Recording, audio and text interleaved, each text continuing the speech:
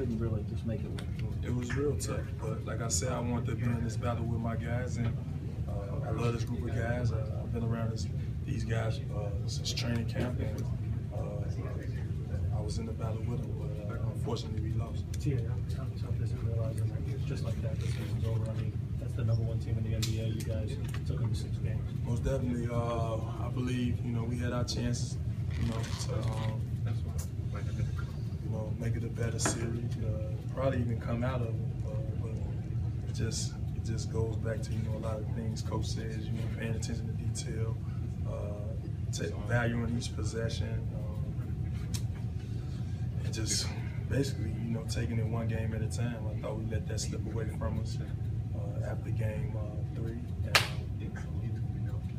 Everything else was down here from them. But you got to take your hats off to that team. That team, they've been playing their style of basketball all year. Clay and Curry, both All-Stars.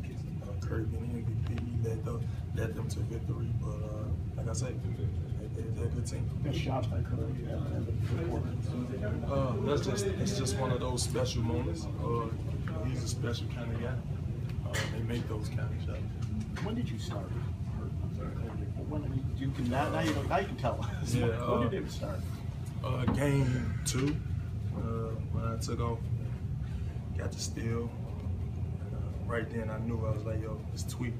Was it on the steal where you yelled? Yeah, it was on that steal. Play? It was specifically that play, and I came back and I told my training staff that I tweaked it. Ended up playing in the next game, and it carried them and limited to light action. Yeah. There's no tomorrow now. Is that maybe the toughest part? Yeah, that's the biggest part of ending the season, waking up the next day and there's no basketball for yourself, and all you gotta do is sit back and watch now. It's mind blowing for us because we're a team that wanted to be playing in June. Obviously, we came up short of that victory, but like I said, it all boils down to the little things, paying attention to detail, and shoot around. Practice, Coach Harper on a lot of those things, and it came back and bit us in this series. We're a better team. What are you going to remember most about a season that was special when you break it down? What are you going to remember most? It's hard right now, so you got to gather those thoughts. But for the most part, I can say we got a great group of guys. Everybody in from 1 through 12. They're definitely competitive, and like I say, better luck next time. Do you think you guys are just too beat up down the stretch because Mike missed the first game, with the face and everything, and then after surgery he was drained for a lot of season, and you going down, it just didn't really have enough firepower to go out? It ain't no excuse, like I say, a man down, there's opportunity for the next man to step up, and we believe in everybody in this locker room. But they were the better team. Take your hats off to them. TA, the big question is going to be about Mark going forward. What are you going to tell Big Span, and how are you going to sell him to stay here in Memphis and continue this role you guys have been on? Well, obviously, he's going to have to do the best thing for him and his family.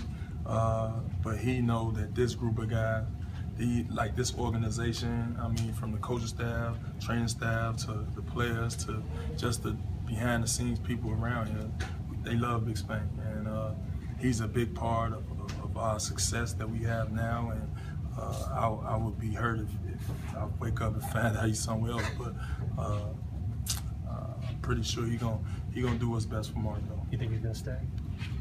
If I had to guess, I would say yeah, but it's a business, and I understand everything about it, and like I say, you gotta do what's best for him and his family. Can this team, you've been here 5 straight years, playoffs, and then can this team, maybe we'll talk about it more at the media day, can this team make the next step? Yeah, we can. We definitely can. I believe we can.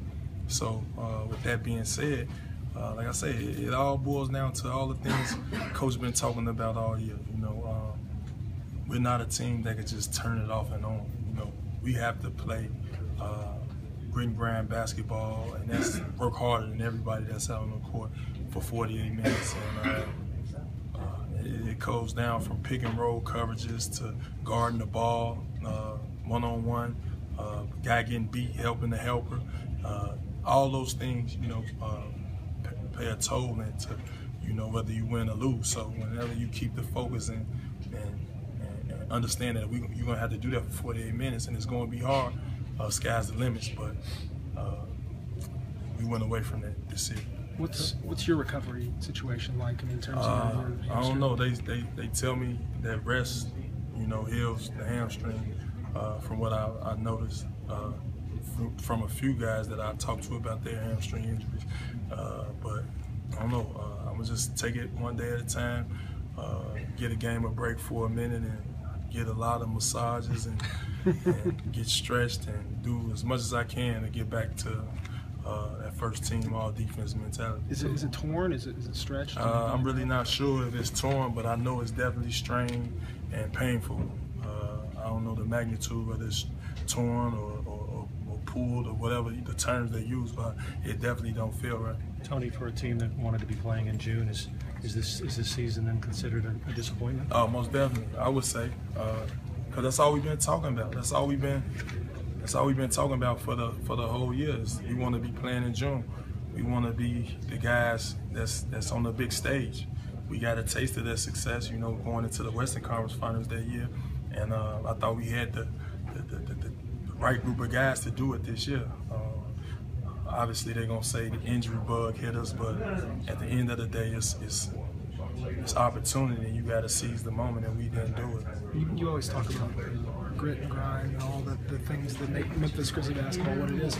But with the team like the Warriors making that many threes, and that they're capable of it, can you win in defensive oriented these days in the NBA, or do you need more shooting? I thought we did a good job game 2 and 3 and showing the blueprint how you stop those guys.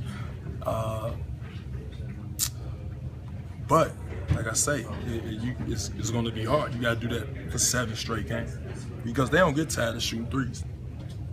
So you just got to understand that it's going to be a battle for 48 minutes, and you can't take a possession off because they live off turnovers. They get second chance shots, and they get it off a miss. They pushing it and pulling up off a pick and roll 3, or they kicking ahead for a 3, and that's a big part of the offense. Because it's one of those games where you guys turned it over 3 times tonight. I mean, it wasn't as if you were sloppy. They didn't have a bunch of fast break points. You outscored them at the foul line by 16, and yet because of the threes. Yeah, and that's the thing. Anytime they make 15 3, wow, yeah, it's gonna be tough to beat.